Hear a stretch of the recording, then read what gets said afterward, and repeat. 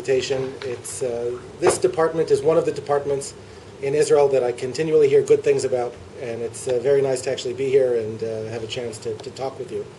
I'll speak in English, and then the diyun is welcome to be in Hebrew. You can ask questions as you like. I'll answer them maybe in French. I don't know. We'll see. Yiddish, Spanish. Amharic was my last project. I can answer in Amharic. But it's wonderful to be here. I want to be clear that what I'm presenting today is an unfinished project. What I'm presenting today is basically the first chapter, parts of the first chapter, of what I hope will be the book that comes out of the year of research that I've been doing here and the year or so before that in North America. If anything is not clear, feel free to interrupt me. If it's clear but you just have a question about it, then write it down and hold it to the end. Okay? Bo. And I promise to leave plenty of time for a diyun. I have no intention of speaking for an hour. They're not paying me that much. And They're paying something? I don't know, they paid my bus fare, I think. But, sorry, I should have cleared that. Okay, let me jump right into the ethnography. And I know that this is a department of Jewish thought, Jewish studies, not of ethnography. So if that's not clear to you, have no fear. We'll come back to explain it. But let me just jump in, and then I'll return and explain what I'm talking about. And by the way, I don't have a watch, so somebody will have to tell me what time it is. All right, I apologize. But okay, thank you. Perfect. Okay, first a quote from the Tanya. Ein od milvado. Right? So far, that's a quote from Mikra. The Baal Tanya adds one word, which changes this into an epigrammatic statement of the whole ethos of Chabad Hasidut. It said, Ein od milvado, mamash. Mamash. That's quote number one. Quote number two. This is from a campus emissary, Shliach B'Campus, Rabbi Z. I won't use his real name here. A person says, I exist. Here I am. But I'm not so sure about God. A chassid says, I know that God exists. I'm not so sure about myself. Rabbi Z is an articulate and sophisticated shliach, or emissary, at an elite university in the northeastern United States. He's part of the generation of Chabad emissaries, shluchim, who came of age after 1994, after what the Chabadnik call the histalkut, right, of the Rebbe. When the seventh and so far the last Lubavitcher Rebbe, Rabbi Menachem Mendel Schneerson, was laid to rest in a New York cemetery at the age of 94. Rabbi Z is not a member of the so-called Messianic wing of Chabad Hasidim, who are in any case only infrequently selected as shluchim or emissaries by the Crown Heights Committee that still decides, at least in the United States and other places outside of Israel, Israel is its own kettle of fish, where emissaries go.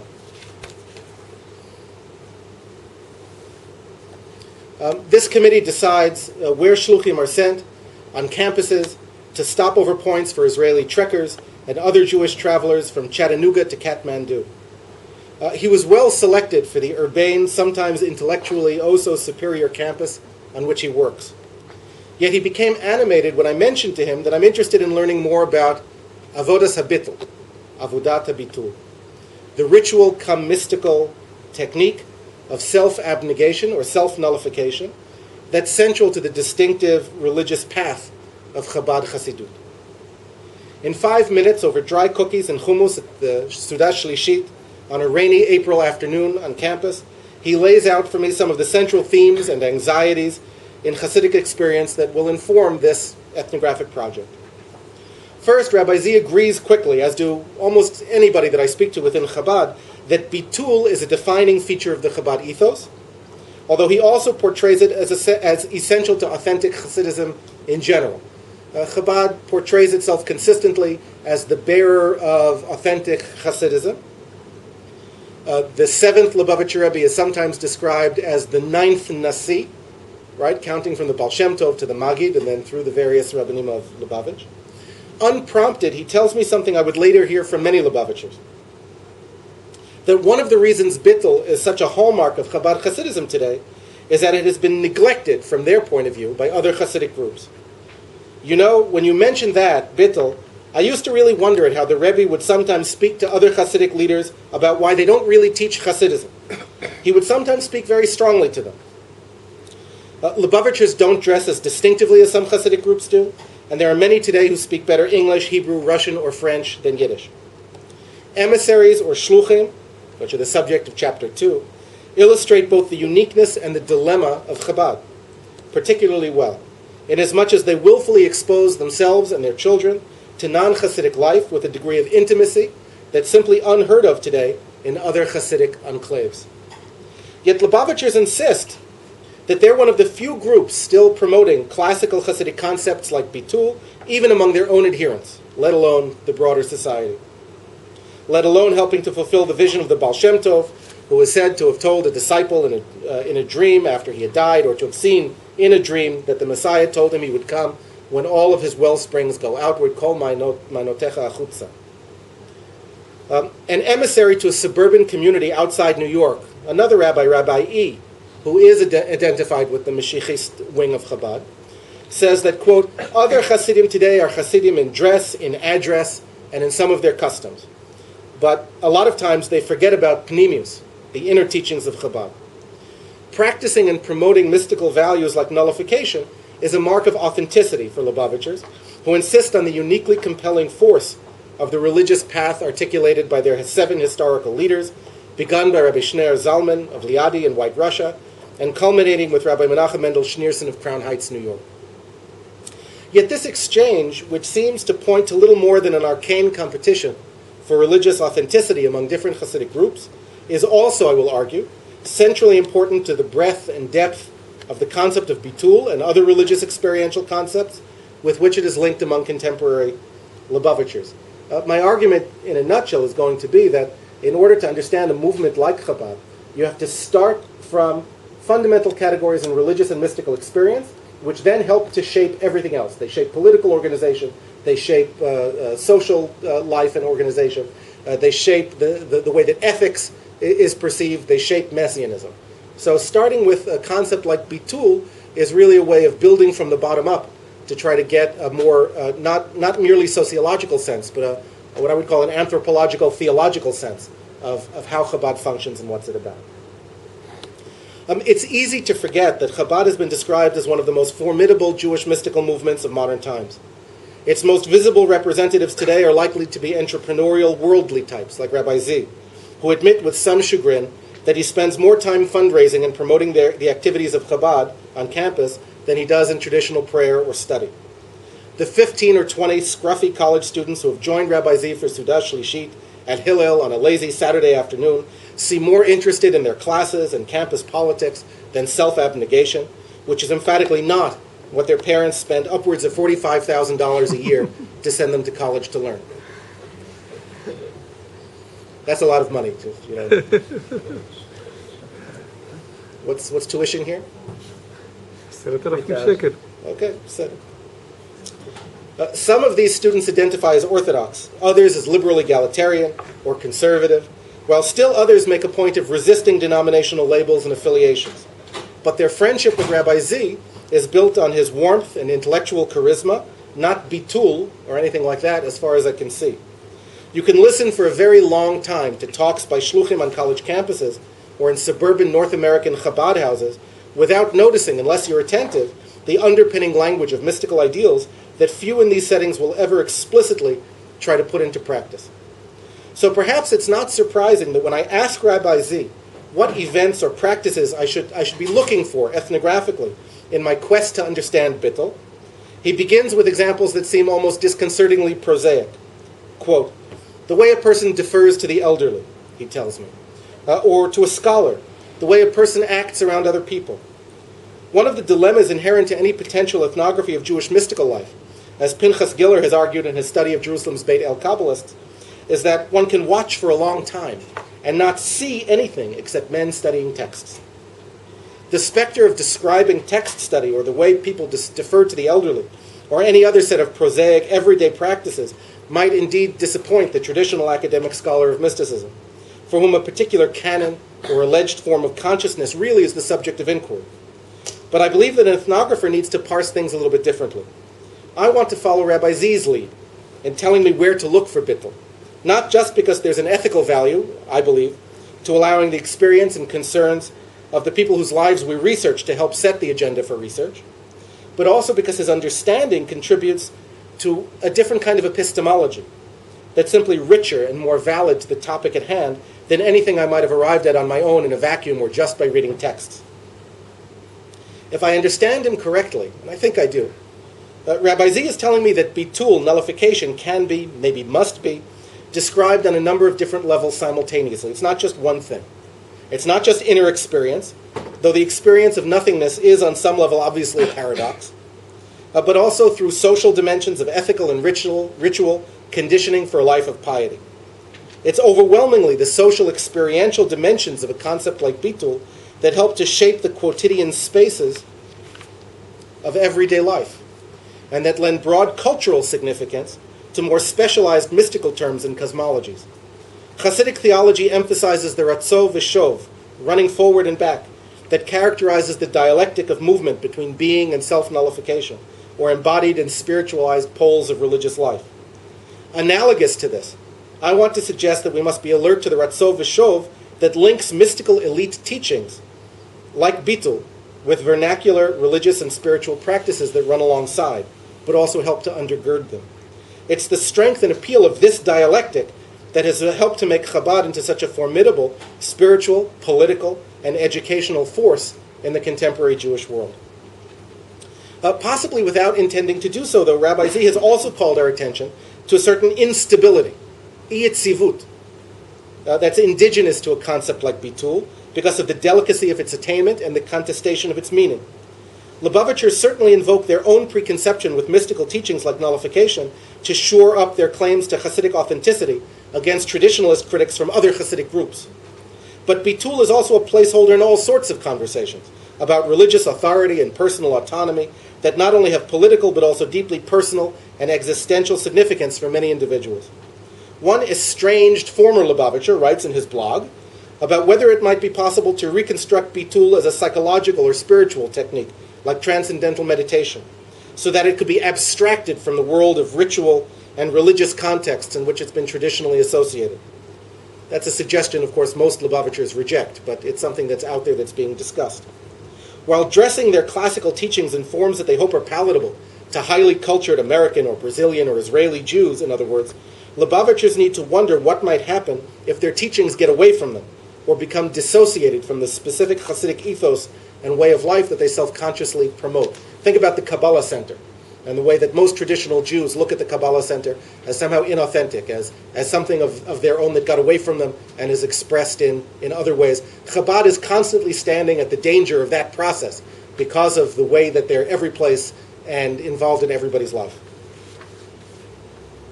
Most Lubavitchers today don't really believe that what they describe as Bittul is really possible outside of an authentic Hasidic teaching and practice. But a more immediate problem, from their point of view, is presented by the structural inverse of that concern. The problem posed by people who are in some sense internal to Lubavitch, but whose Bittul can come to be portrayed as deficient or dangerously out of kilter with their overwhelming sense of ego or independent existence. What Hasidim call yesh. I don't have to translate that here. My daughter is in first grade. Every time something happens, she's happy. She says, yesh. And I cringe inside because it's so against the fundamental ethos of... teachers say, ein. That's for you. There was a certain, quote, Rabbi Z tells me, there was once a certain chassid who went his own way. I won't mention his name here, but maybe during the diyun. Rabbi Z recounts, still responding to my question about where to look for enactments of Bittul, he once explained that a certain synagogue we were both visiting was unfriendly, because nobody there talked to him or came to say hello. The person he's describing as a well-known media personality who is also identified with Chabad. He, the chassid, said, "I'm sure they must treat you the same way. Why do you still come here?" Of course, what he didn't understand, said Rabbi Z, is that I don't do this for myself. It's not about me. Calling the other rabbi, quote, a chassid who went his own way, was probably the most profoundly negative gloss that Rabbi Z could place on the other man's behavior within the bounds of polite public modesty. For a chassid to go his own way, lech lefi darko, implies not just pushing hard against the grain of the extended Lubavitch family, but more importantly, carving out a place for oneself that's either outside of or counter to the influence of the Lubavitcher Rebbe. The question of public honors or of being appreciated in a synagogue was really just a symptom of something much more profound, according to Rabbi Z, which was the renegade's apparent decision to choose a way of life that was his own, an ethico-religious failure to embody the moral and disciplinary ideal of self-nullification to the Rebbe's powerful guidance. The fact that this former Chassid's books on religion were far more popular and better known than those of many contemporary Chabad loyalists could not possibly have helped. On a fundamental level, then, Bittul is always related to questions of social and religious authority. Just as Hasidim like to portray themselves as being batel, in the sense of nullification with respect to the Rebbe, so the Rebbe himself is sometimes portrayed as adopting a position of Bittul with respect to his late father-in-law, the Thirdika Rebbe, whose mantle he inherited, and that'll be the subject of chapter 6. Yet the place of this concept in religious life is more complicated than any English term like submission or self-abnegation can easily convey, because it's also related to Hasidic ideas about fervor, hitlahavut, joy, simcha, and creative power, which many English speakers would have considered incompatible with the notion of abnegation. Rather than labor to define a mystical terminus technicus in some precise monochromatic way, therefore, it makes more sense to explore the interlocking semantic and rhetorical networks, through which a protean concept like Bittul resonates through many different social and religious contexts. Textual and ethnographic studies of Hasidism each bring a different dimension of the phenomenology of Bittul into focus, and this is where the strength of a combined methodology becomes clear. Everyday activities can resonate with profound significance for those who are familiar with the rich literary and mystical antecedents of contemporary practice, but ethnography also helps to complicate Bittul by rendering explicit the culturally embedded tensions and anxieties that are sometimes only hinted at or even hidden within traditional texts. Rabbi Z was so enthusiastic in his brief conversation with me about Bittul that he seemed momentarily to forget some of the other audiences that were present in the room. A middle-aged faculty member in psychology who had been listening to our conversation raised an eyebrow at all this talk about self-abnegation, bringing Rabbi Z's focus back to the room. "You know," he said to me, but looking at the psychologist, "we Chabadnikim don't exactly seem to lack self-confidence." He was right, of course, and he was pointing to an unstated tension between the mystical teachings of classical Lubavitch and the engaged religious entrepreneurship of so much of contemporary Lubavitch life. We could not continue the conversation just then because it was time to join the Birkat HaMazon and then hurry to the next room for the prayers to mark the end of the Sabbath, after which many of the students gathered here would disperse back to their dormitories and libraries or to campus parties, just like any other participants of life in an elite university. "You know, there's an expression," Rabbi Z tells me warmly as we turn toward the table where others have already begun to mumble their prayers. "A person says, 'I exist, here I am, but I'm not so sure about God.' A chassid says, 'I know that God exists, but I'm not so sure about myself.'" Bittul in a nutshell. But this isn't just a bumper sticker, he adds, maybe a little too firmly. It's deep, and there's a lot to talk about. Okay. Now, it is deep, and there's a lot to talk about, but I'm going to leave aside the prepared text, and I want to talk about this a little bit more freely. I feel a need, first of all, to justify a little bit more the kind of mixed methodology of both text study and ethnography that I'm trying to pursue. I'm not aware of another example, although someone here may enlighten me, of a book that's successfully done this, or really even tried to do this. People make glancing attempts toward it. Rachel Elior talks about how studying anthropology freed her to write her studies of Hasidism, although the anthropology she quotes and the one I'm familiar with are a little bit different than one another. Pinchas Giller, as I mentioned in his book on the Kabbalists of Beit El, makes also some glancing references towards ethnography. But nobody trained in ethnography and also trained in reading texts has really undertaken to do a kind of serious study of this nature. It may fail. So I'm looking at this opportunity and speaking with all of you as a chance to test my ideas, to gather comments, and to hear what sounds reasonable to you and what doesn't sound reasonable, so don't feel like you have to be too polite, although I hesitate to say that in an Israeli classroom. Okay, now, one of the problems from my point of view with a lot of scholarship in Hasidism, and some of you here may disagree with this, is that it has tended to translate Hasidic texts into expressions of doctrine or dogma. So it's not at all infrequent to hear somebody talk about the doctrine of Tzimtzum Etzel this rabbi or that rabbi. And while that's fair enough, it still represents an attempt to change the Hasidic text into something that it never portrayed itself as being. It never portrayed itself as being a communication about doctrine. It portrayed itself as being an avenue towards avoda, right? Avodah. And I take avodah to mean a kind of ritual hermeneutic continuum that has both a textual, intellectual, hermeneutic pole and also an embodied praxis, emotional, life of the affect pole. And these are very much interrelated in Hasidic texts. I don't think you can find a major Hasidic text that isn't somehow playing along this continuum or that portrays itself really just as an expression of doctrine. That's not what they're about. And in fact, if you look at Chabad texts in particular, they make fun of that, right? They talk about other kinds of Jewish writing as being not really about serving God, because it's in the mind. Right? It's about portraying a doctrine. It's not about avoda. Avoda means not just coming closer to God, but fundamentally it's about technologies of self. How do I create myself, discipline myself as a kind of virtuous, God-infused person? Different forms, different schools of Hasidism, if you will, have different ideas about what that avodah should focus on.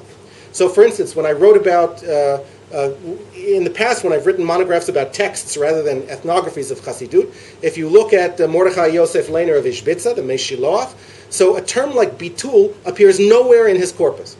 And it appears in the corpus of his children and students only in very limited ways that don't ever mean what it means in Chabad. And in fact, I've argued elsewhere, we don't have to get into it right now, that he's engaged actually in a polemic with Chabad, because he doesn't like this whole idea of self-abnegation as the center of religious life. And in fact, what he puts in the center of his avoda is the idea of safek, but as a means of achieving a state of panim el panim, in which it's permissible for the pious person le'enot mikol tuvei olam hazeh, because you've gone past the process of birur, of self-perfection, and now it's as if the divine will speaks through you.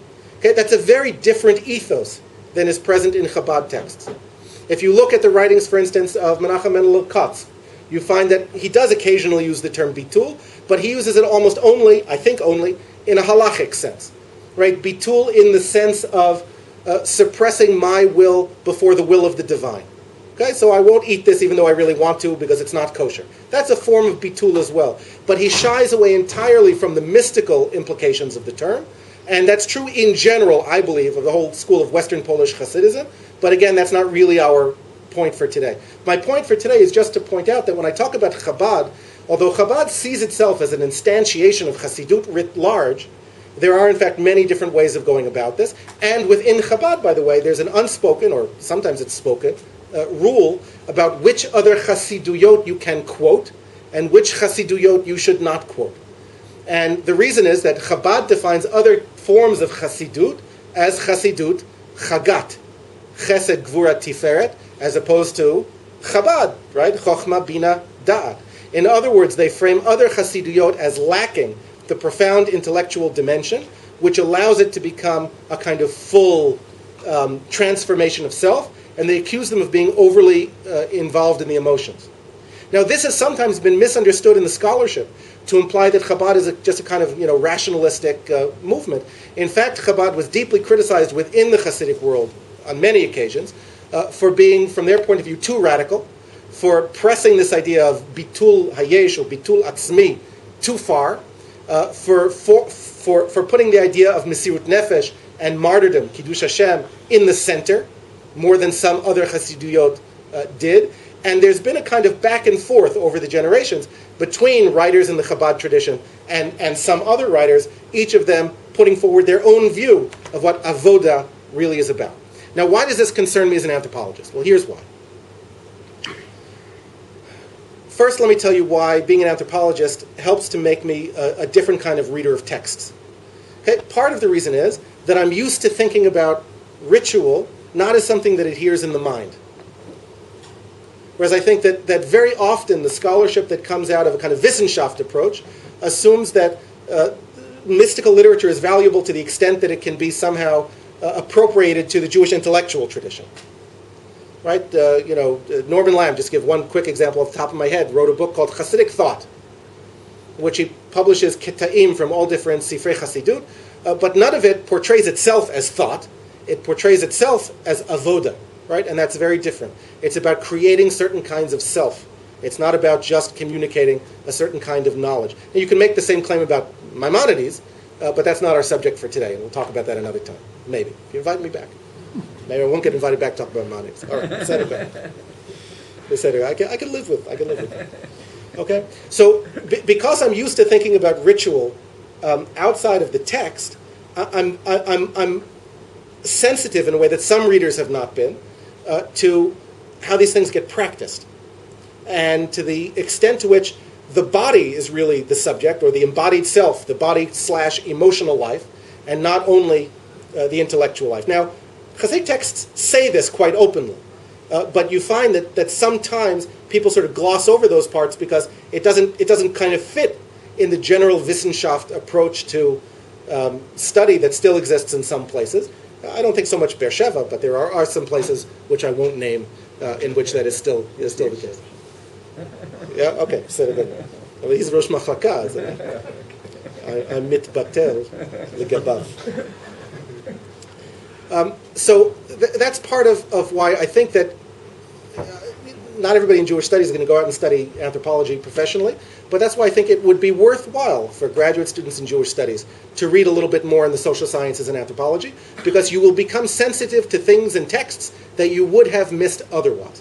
Okay, I'll give you another example. I wrote something recently about Rabbi Kalanimus Shapiro of Piazetzna, the rabbi of the Warsaw Ghetto, and there's a small body of literature about this Rebbe's writings, much of which tries to translate his writing into sets of doctrines about the idea of suffering. Again, it's one way to read the text. I don't think it's the most apt way to read the text. Because when you look at what he says, and what he said even more explicitly before the war, he wasn't trying to communicate doctrine, he was trying to create nivi'im. And he means that quite literally, to bring down Ruach HaKodesh, which Heschel didn't invent the idea that Ruach HaKodesh, that prophecy is about the embodied self, it's about feeling the emotions of God, what Heschel called homo sympatheticos. That was implicit in a lot of modern Hasidism, and so you just have to be sensitive to that. The second thing that I think reading a little bit in social science will give you, and I'm speaking to the graduate students here, is the ability to do better comparative analysis.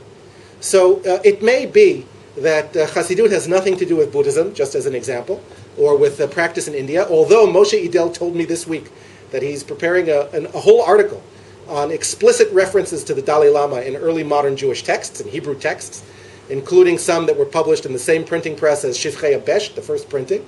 And I look forward to seeing that. That's, Moshe Idel. These things just sort of roll off his tongue. But even if you disavow any kind of historical contact, it's useful simply to get your head around different possible ways of thinking about certain things. And then you can determine whether or not it applies to your subject or not. Okay? So for those two reasons. Now I'm going to go back there. Are there any other anthropologists in the room? Okay, now I'll criticize anthropology. Anthropology has gone the other way. Okay, anthropology, for the most part, has studied only explicit performative rituals and has ignored, in a really bizarre way that I don't even fully understand, the whole kind of intellectual, theological background that people themselves bring to bear.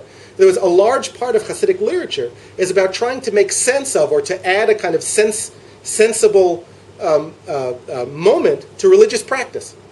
And so you can't just go and observe the practice and ignore the fact that there's 200 years of literature in which people are describing what they think that they're doing, and you just sort of come in and say, well, no, really, this is, they're doing something else, because mostly out of ignorance. Now, partly this is because anthropologists, for the most part, are never trained how to read texts, even when they study highly textual societies, like those of Jews or Muslims. And I think this is a big problem within anthropology. And so what I'm trying to do is a corrective on both of these levels. What I'm trying to do is to bring to textual studies a kind of anthropological interest in lived ritual and lived experience outside of the text. And I'm trying to bring to anthropology a sense that textual traditions matter, that in fact you can't really write about social life in a community like a Hasidic community because after all, Pinchas Giller is right. You sit around in Beit El Yeshiva and you see a lot of men, flipping pages, right? But if you know what they're flipping pages about, so there are other kinds of dynamics and there are other kinds of adventures going on, and there's also social dynamics that you can observe. Now, I'll be perfectly honest, as I was with some people that I had lunch with today, one of the main reasons that I chose to do the study around Chabad, as opposed to around some other form of Jewish mysticism or Hasidut, is because I could take my wife on vacation anywhere that she wants to go, and I can find a Chabad house in order to interview people and do research, and shamelessly charge it to my research account because they're there. I was at a conference in northern France last year, and I got to spend 3 days hanging out with Chabadnikim there.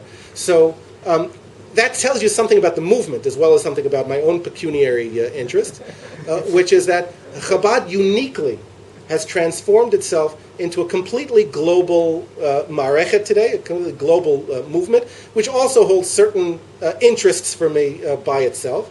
Although I'm focusing, again for pragmatic reasons, on Chabad in North America and in Israel, with much briefer kind of forays into other places.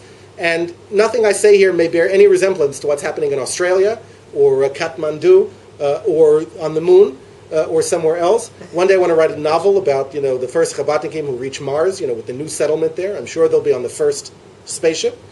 I don't know if they have to keep Shabbos there. Like, the whole thing is very confusing to me. But bear that in mind. I'm really talking about an Israeli reality and a North American reality, which are also different from each other in certain ways. Okay, and I'll just trot it out very briefly. First of all, Chabad in North America is much more organizationally defined. In other words, the central organization has more power in North America than the central organization does here, partly because of the split, which many people argue is not a split, but it seems like a split, between the Mashiachist and the Pachot Mashiachist groups within Chabad. No, I don't say that at all demeaningly. I'm not sure how to frame it. I mean, you won't find a Chabadnik who says, no, I don't believe in Mashiach, or I don't think that the Mashiach is close. So we're talking about differences of degree, maybe of kind as well. But the Mashiachist presence in Israel is enormous compared to that in North America. In fact, in North America, they talk about it coming from Israel. If you go to 770 today, in the Beit Midrash, which is the Mashiachist center, you hear almost only Hebrew being spoken. Certainly not Yiddish, but not even very much English. You hear mostly Hebrew. Chabad in Israel is much more heavily Mizrahi, obviously, for obvious reasons, than in North America, and has a different flavor to it. Some of you noticed this week there was a controversy because a person from Chabad, the father of the family that was killed in Mumbai, lit a torch at the Yom Ha'atzmaut event, and he was criticized by certain other people within Chabad. How could he participate in this Tzioni event? So in North America, you will never hear anything about Chabad being anti-Zionist. It doesn't play well with the North American kahal, even those who are anti-Zionist themselves, but who would like other people to be Zionist, and so you don't hear that very much. Okay, here it's problematic in other ways. What were you going to say? No, it doesn't play with us in Chabad here either. Doesn't play well. Okay, but they're open about it at least. Yeah, but No? All right. most of, I won't say Rashid Smichai Gulatena, but they're still. Beseder Gomor. Beseder Gomor. Okay, now what I'd like to do is to talk about this concept of Bittul. What time is it? This concept of Bittul. How long do I have? Till when? The whole thing is over at 3:45? Okay. It's okay. No, Beseder. Okay. It's like Chabad. They don't start davening until 10 o'clock. Field work has been very trying for me because I want to go at 6 and be home at 8.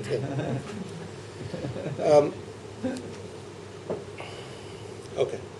What I want to do in the few minutes now, and then I want to open it to a diyun, is to talk about some of the complexities in the notion of bitul that I see, and how they play themselves out in a couple of different areas. Okay, in the area of ritual and ethics, in the area of religious and mystical experience, and in the area of political and social organization. Okay, all of which I think are centrally organized around a particular reading of this notion of bitul. Now, if you take a look at your handouts, and these are all works in progress, feel free to make comments if I missed something or got it wrong. If you look at the first page, which is one that looks like this, there's some floating around. Now, I called this a ritual perceptual timeline. And the reason I did that is because one of the problems of writing about ritual, especially in Jewish studies, but also in some other contexts, and also in some earlier forms of anthropology, by the way, is that people tend to think of ritual as something relatively static. It's something you do at this moment, and it has some kind of symbolic valence which you can interpret. But in fact, as Victor Turner recognized long ago, and is very important, I think, in the study of Jewish mysticism and Chassidut, ritual has a time dimension. Ritual is usually about a process whereby a person is moved from one kind of state. It doesn't have to be a social status, but one kind of way of being to another kind of way of being. One sort of being in the world to another sort of being in the world. And I'll use that phenomenological terminology for right now. If you look at this page, and it's the page, the next page as well, all I did really, and this is culled almost entirely from Drashot of the Alter Rebbe, although I didn't find any particular places where he said something that I thought the most recent Rebbe would disagree with, although if somebody can find such a thing, I'd be very interested to see it. To look at the time period from Rosh Chodesh Elul until Shmini Atzeret as a single ritual process that you go through. This is very characteristic of early modern and later approaches to Jewish mysticism and ritual. The idea that it's not about this ritual and that ritual and the other ritual, but it's all about bringing me from here to there. And if you look at the way that I set this up, I have traditional rituals and practices, in other words, things that all Jews probably do or all traditional Jews do. Then the specific Hasidic conceptualization, by which I mean the Lubavitch conceptualization, and Hasidic practice. In other words, what do the Lubavitch teachings tell you, or Chabad teachings tell you, are associated with that moment in this sort of ritual sweep or ritual movement. And you'll see that a lot of them have to do with the attainment of Bittul. So we start off at Rosh Chodesh Elul, the month of Elul, which in traditional Judaism is marked as a time of penitence, tshuva, tefillah, tzedakah, and so forth, visits to the graves of the ancestors and other kinds of folk practices. Chabad conceptualizes this as arousal from below, hitorut, dilatata, right? So that the point of this time is to allow human beings to sort of work on drawing down some of that energy, some of that shefa on their own. Excess study and charity, ascetic practice, right? Not enjoying the things of the world. Contemplation, which is my translation of hitbonenut, which is a very central Chabad practice, of the God who is within. In other words, one of the things the Alter Rebbe says is that a person has to try to arouse compassion within himself for chelek elokam mim'al shebifnim. Because when you think about the fact that God is inside you, and here I am sinning, it makes me feel compassion for God. Okay? Now, you can judge to yourselves how radical this teaching is or not radical, but that's what he focuses on. Okay? Rosh Hashanah is about itoruta dile'ela, right? The arousal from above, drawing down of vitality, of chiyut for the whole year, renewed commitment to Torah and commandments, and contemplation of the unity between the light that fills creation, or hamimale kol almin, and the light which surrounds creation, or asovev kol almin, which in Chabad is very important, are the same thing. Okay, one of the they're not the same thing, but they are the same thing. Okay, any of you who have read Elliot Wolfson's recent book about Chabad, he says in the very beginning of the book that he is likening Chabad to certain forms of Buddhist practice, which emphasize the coincidence of opposites and the sense of paradox that entails, a sort of Zen koan sort of a sense. Now, I disagree with him about this, but I'll explain why. My reading in Chabad, no matter whether Moshe Dell is right that the Besht was reading about Buddhism, I have no idea about that. But in my Shia, right? But in my reading of the Chabad sources, really going back to the Alter Rebbe all the way up through, and I'm not going to quote individual sources now because there's no time, there's actually very little focus on paradox. What there is a focus on the sense that opposites are often both true, which is then absorbed in a kind of Lithuanian matter, tzveitine, right? They're both true. This is true in this context, and that's true in that context, and they're both true. So you can take almost any statement that seems to include two completely opposite or contradictory statements. The typical hermeneutic strategy is to say that they're both correct, right? but not to leave it like that, but then to find out in which particular context or in which particular conceptual framework this is true and in which that's true. So, for instance, to take the most basic concept of tzimtzum, which is very relevant to our investigation here, the Lubavitcher Rebbe in 1939, before he was the Rebbe, in a letter from Paris in response to a question, identified the Hasidic idea of tzimtzum as what he felt was the dividing factor between the Hasidim, in particular Habad, and the Mitnagdim, in particular the Gra, the Gaon of Vilna. And he said the following. He attributed to the Gaon, and this was common in the early scholarly literature, the position of tzimtzum kipshuto. In other words, that when God withdraws from a space, as it were, to create the world, that space is really empty of God. Okay, we can debate, people do debate whether that was what the Gaon held or not, but that's not my point here. Okay? As opposed to that, he attributed to the Baal Shem Tov and to the Alter Rebbe and to Chabad Chasidut the opposite extreme, which is that tzimtzum shelo kipshuto gam ba'atzmus. In other words, there is no occlusion of the divine. Nothing has changed within the divine. There is no emptying of space, even metaphorically, whatsoever. But what there is an inability for most people to recognize the fact that the or sovev kol almin, the or mimale kol almin, is really the same all the time. That's what avoda is. Avoda is building your capacity to recognize that fact. Okay? Now, this entails something important psychologically and ritually. Because if it's true that there is no tzimtzum, really, and yet there is, because here there's a table and chairs and right, whatever. So there is, but there isn't. What distinguishes between them is something perceptual in human consciousness. The untrained human consciousness fails to perceive the elokut, shebechol davar, shemechayed kol davar, and the Hasidic training is about learning to perceive the elokut in everything. Now, what is it called when you learn to perceive the elokut in everything? Bittul.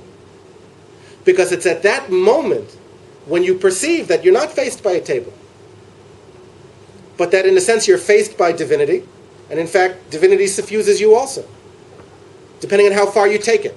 And again, all the statements you could possibly make about this are all true, because they're all talking about different levels of perceptual attainment. So you can say that the person really exists, but the person also doesn't really exist, because it depends how high on the tree you're looking. And tables are real, but tables are also illusions, because it depends how high on the tree you're looking. Okay, not everybody can look at it in the same way at the same time. Right? So as opposed to an Eastern sort of sense of Maya or the illusion of the world, Chabad writers from the very beginning, and especially in the last two generations, really even from the Tzemach Tzedek, have emphasized repeatedly and insistently that Bitul ha'olamot does not mean that the world is an illusion or that it doesn't exist. Chas v'shalom, says the Tzemach Tzedek, that you would think that the world is not real. Of course the world is real. It's just that it's not. Right? But that's very important, because if the world is not really real, then halakha loses its significance, which they're not prepared to say, mostly. Okay? So the world has to be really real. But it's really real in a sense of depending how high on the tree you're looking. And when you look from up here, it doesn't exist. Mitbatel legamre bifnei oro shel kadosh baruch hu. Right? Like the ner bifnei avukah that doesn't have any light of its own. But when you look at it here, of course it has a light of its own.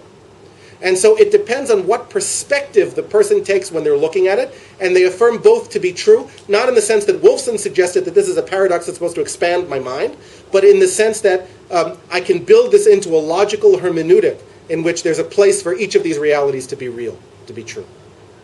But isn't there a distinction between real and true in what you're saying? Maybe. No, good. No, because like in Plato's myth, the world is real, but it's not the true world, because the true world is the world of the ideas. So let me put it this way. Yes, you could say that, and that was how I used to understand what they were doing. Okay, but over time I've come to feel that was a mistake, that I didn't understand it correctly.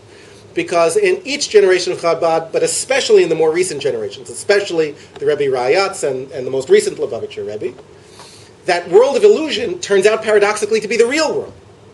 Because what's the goal of creation? Unlike Plato's myth, the goal of creation is not that you climb out. The goal of creation is dira b'tachtonim, which is that you come to understand the way in which the physical, gross world is fully suffused with the divine, and that is why, in Chabad, generation after generation, the simple ma'aseh mitzvah, putting on tefillin, even if you don't understand what you're doing, right, can be more important than high-level Torah study. Right? People don't get this. There was a lot of opposition when the Lubavitcher Rebbe started Mivtza Tefillin, to have people go out and put tefillin on people, right? People like Rav Hutner wrote to me and said, people, they don't have kavanah for the mitzvah. They don't know what tefillin is. They don't know what's in it. What's going on here? And if you read that correspondence, the Lubavitcher Rebbe consistently replies, first on the halachic level, he thinks that knowing it's tefillin and knowing that it's a mitzvah is sufficient kavanah. You don't have to know what the parshiyot are inside. Okay? But secondly, on this more Hasidic metaphysical level, that's the point. In other words, having a person perform a mitzvah here in Ba'olam HaShafel Shelanu is more important on some level than high-level limud Torah, because in a paradoxical way, in full physicality, you're more mitbatel HaKadosh Baruch Hu than you are in high-level thought, which is based on the idea that I have an opinion and I have an idea and I'm going to follow it through. Right? So there's this profound tension within Chabad. And in fact, this is one of the things that I think anthropology gives me as a reader, which is that I don't think that I have to resolve these problems. Because for the most part, what I'm trying to describe are the anxieties or the tensions within a certain kind of religious life. This is one of those. On the one hand, Chabad has always been thought of as the most intellectual of the Hasidic movements. Scholarship really mattered. Scholarship of halacha and of the Rambam and of the most rationalistic aspects of the Jewish tradition. At the same time, they will tell you that what seems like it's down below is really up above because it's rooted higher in the sefirot. We don't need to go into that right now. Okay? So for the most part, things that look more earthly turn out, in retrospect, looked at in the right way, to be higher, with some exceptions. And that's another source of tension, like non-Jews. Right? You would think from the whole logic of Chabad Torah that non-Jews would turn out to be very holy, because they're very unholy in our contemporary perspective. Right? And in fact, they resist that logical extension of what if you were just reading this systematically, that's what you might think. Because after all, the Am Haaretz turns out to be holier than the Talmid Chacham, and right, all these things are reversed, but that binary never gets reversed. Okay, so there are tensions here, and I think that those tensions become expressed as anxieties in the lives of actual Chabadnikim. They don't necessarily need to have understood exactly in this way that I'm describing in order to kind of not be able to fit it all in at once, and that's part of the Ratzov V'Shov. I think I may have mentioned, right? In other words, that the fundamental ritual unit for Chabad is Ratzov V'Shov. It's going all the way this way and then running back. Right? What Ratzo usually means in Hasidic terminology, Bittul. And it means the longing for martyrdom, the longing to disappear into the divine, to cease to exist. Right? In the first chapters of the Tanya, what is the primary religious sentiment is the longing to be martyred. It's what I meditate on when I say Shema. I meditate on the desire to disappear into the divine. But you know what? There's also a shov. You have to come back, you have to have a family, you have to take care of them, you have to put on tefillin, you have to do all these other things. And in fact, the most recent Lubavitcher Rebbe emphasizes in many of his essays, especially later on in his life, that the shov turns out to be more important than the ratzo. In other words, what is Mashiach according to the Chabadnikim? It's the final instantiation of the shov, of the fact that this world, Olam HaGashmi HaShafel Hazeh, becomes recognized for being suffused with the divine light as it always was. It becomes something perceptual. And there are political ramifications of that. But Mashiach is not fundamentally political in the way it is, let's say, for Maimonides. Right? For them, that political movement is just a reflection of a movement that's already taken place in terms of perceptual categories. Right? So they also have a tension about the Rambam. Love the Rambam, but they hate the Rambam.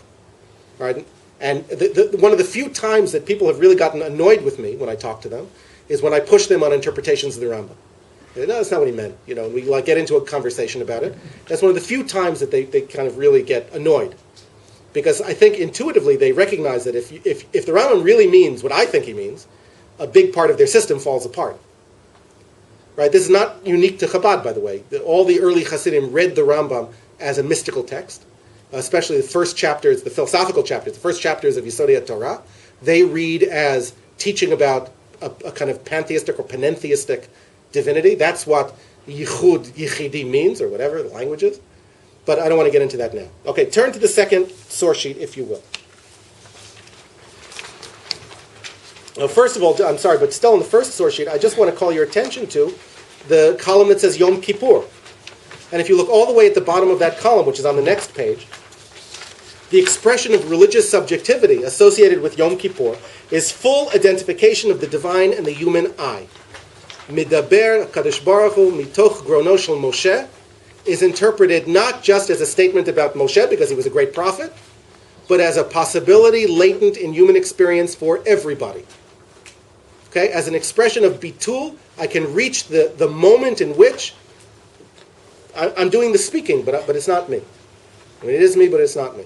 And that's on some level the goal. And then if you look at Shmini Atzeret, which is the end of this whole ritual process, what does it end with? Again, in that bottom column, the fixing of Bittul in the heart, even after the conclusion of prayer. In other words, that the goal of ritual is to take something that normally you can attain only in ecstatic moments of prayer, and to make it something of everyday consciousness. And that's why on Yom Kippur, what do we do on Yom Kippur? We fast and we wail and we beat our chest and we stay in synagogue and we don't eat. That's all ratzo. It's all the desire to be mitbatel. It's all the desire to seek a kind of martyrdom or collapse of the human self into the divine. And then what happens on Shmini Atzeret? Have a l'chaim, eat, be with your family, right? So it's taking of that truth of Bittul, but making it part of everyday life and not just part of ecstatic prayer, right? And that's the movement. By the way, that's not only the movement between Rosh Hashanah and Shmini Atzeret for Chabad. That's the movement between B'zman Hazeh and Zman HaGeula. In other words, within one of the things that, as an anthropologist, fascinates me is that pretty much all the rituals that I've been able to study within Chabad repeat themselves on different levels and in different registers. So if you look at Rosh Hashanah or Elul till Shmini Atzeret, you see an encapsulation of the whole history of the human race as it's understood by Chabad. Right? And Sukkot corresponds more or less to the coming of Hasidism into the world through the Baal Shem Tov. And Shmini Atzeret is the Rebbe.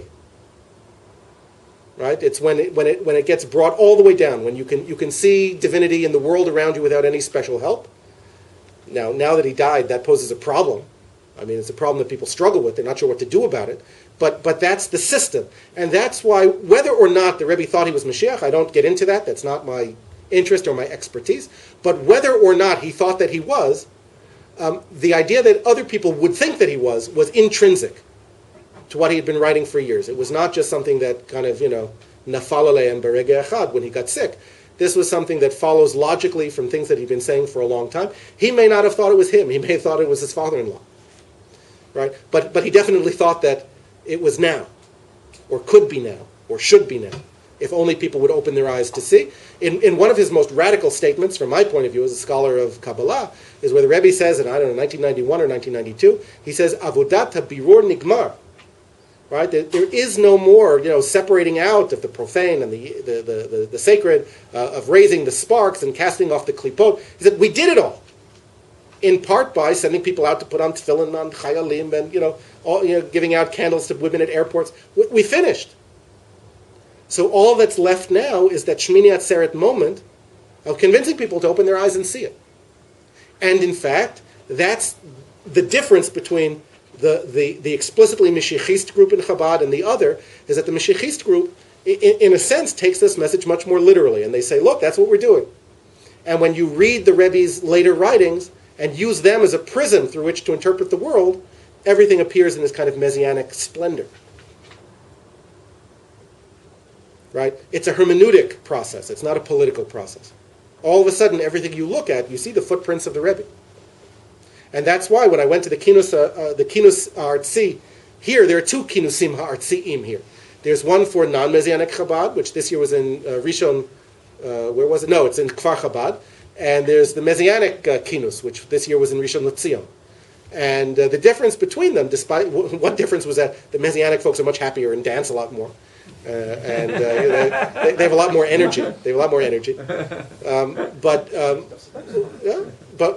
one of the other differences is that they devote almost all of the kinus to having individual people stand up, the shliach from Japan, the shliach from all different places, and tell stories about either their interactions in person with the Rebbe or their interactions with the Rebbe after the histalkut, that show that world events are unfolding according to his plan.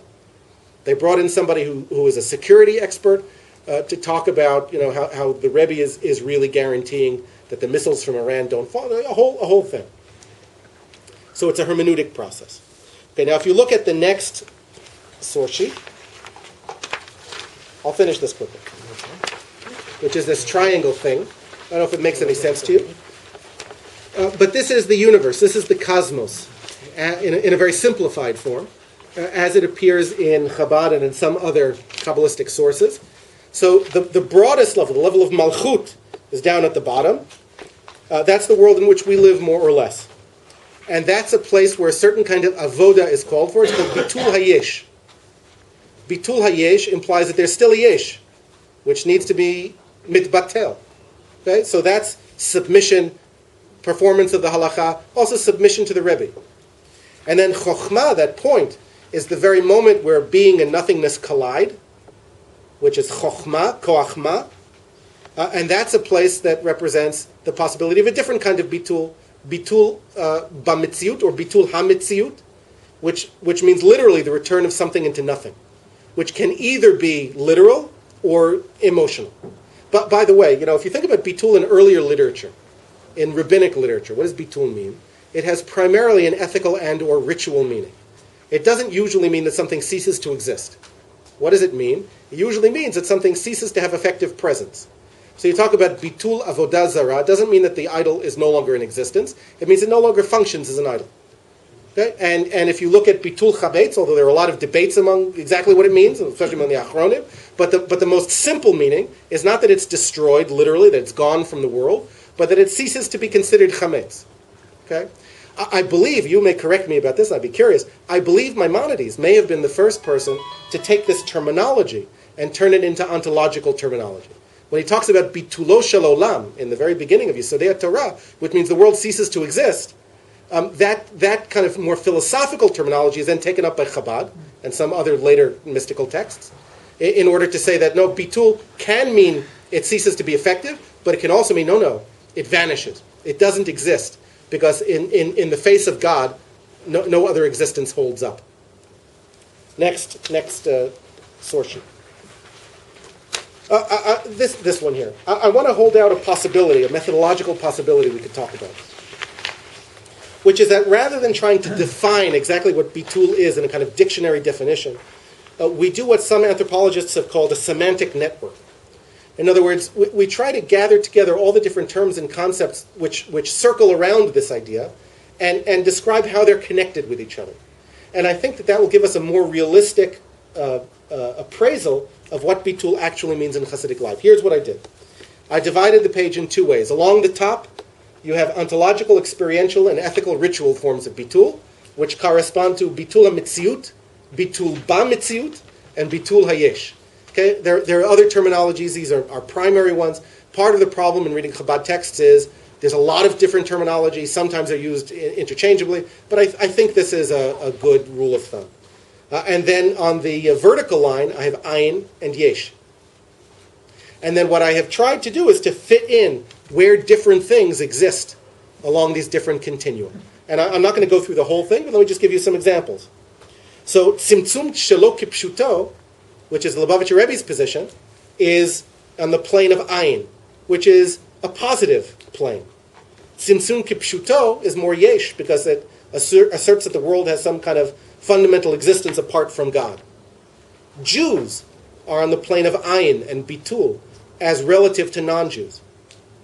Chasidim are on the plane of bitul relative to non-Chasidim. So what emerges from all of this, and you can look at these more closely, is that bitul is a relational term.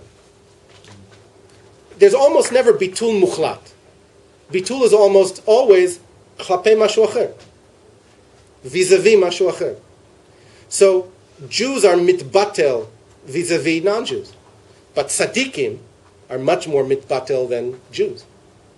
And the Lubavitcher Rebbe may be the most mitbatel of all, which is why shortly after his death in 1994, when things really were going, you sometimes heard people saying, Adonenu, Morenu, Rabbeinu, Eloheinu, right, which you don't hear anymore. I haven't heard it at all, but I heard it in 1995, 1996.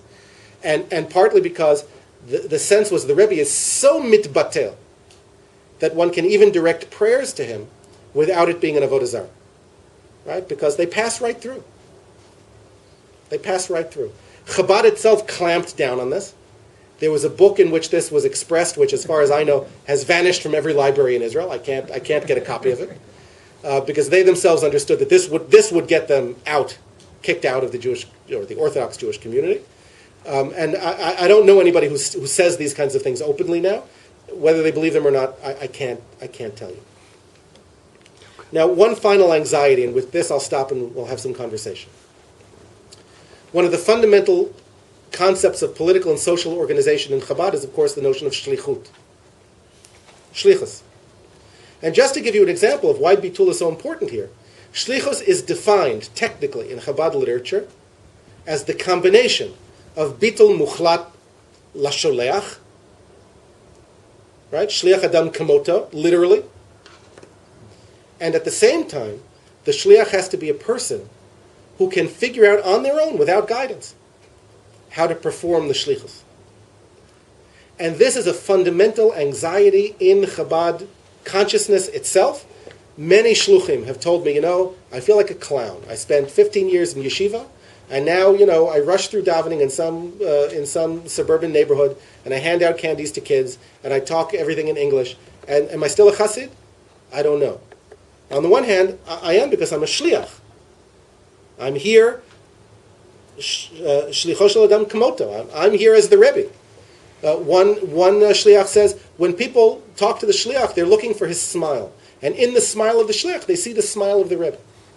Right? They see the smile of the Rebbe. And yet at the same time, I have to raise my own money. Right? Central Chabad doesn't fundamentally fund these activities. I have to figure out how to talk to my kahal. I have to relate to them in a way that they can, which may be different than the Rebbe. And by the way, in old-timers in Chabad say that, this whole business about Tzvos Hashem and everybody does exactly what the Rebbe says, it wasn't exactly like that in Crown Heights 30 years ago. The Rebbe said a lot of things and people didn't listen to him. And when he sent people on shlichus, they didn't always go. And very often they would say, well, my wife doesn't really want to go.